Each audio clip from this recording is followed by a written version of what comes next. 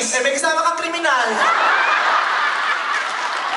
Baka kriminal ka naman. Bakla Maayos yung damit ko, Vice. Maganda. Maayos yung damit mo. Mas maayos nga yan ang hindi mo suot eh. Baka manlain ka Kasi naman. tingnan yung mukha mo kulay gray sa kapal ng foundation mo. Kasi naman sa'yo, payaso. O bakit? At least tingnan mo yung itsura niya sa itsura ko. O sige. Tingnan nyo. Pang show ba yung suot nyo? Oo. Pag umupo kayo sa audience, magbe-blend kayo sa kanila, mas maganda pa kasuot nila sa inyo. Pero matino naman. Matino, hindi naman patinuan to. Kailangan malaman natin kung sino performer, sino audience. Taka ka? At least ako, mukha man akong gago, sigurado ako yung magpe-perform. Sinupositin mo.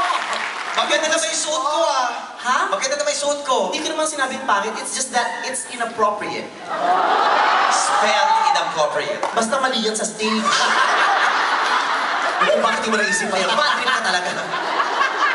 Makatawa ka na. O bakit? Pag nakita niyo yung, alam mo, pag nakita niyo yung mukha nito ng malapitan, magugutom kayo. Bakit? Kasi yung pisngi niya, parang yung ilalim ng leche plan, yung may mga putok-putok, yung mga bula-bula. Ang baboy mo naman. Mas baboy ka, ganyan ang mukha mo, nagpakita ka pa. Siyempre kasama mo ako rito. Kasama, Diyos ko. Ano to? Ano? Pisngi. Ano to nakalsa? Ay, people ba to? O hindi nagkawa? Kala ko doorbell.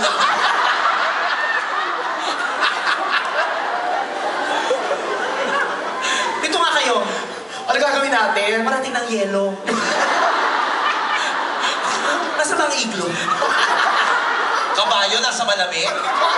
O bakit? Kailangan kabayo na sa mainit? Taka ka? Oh. Ano yun? Inihaw?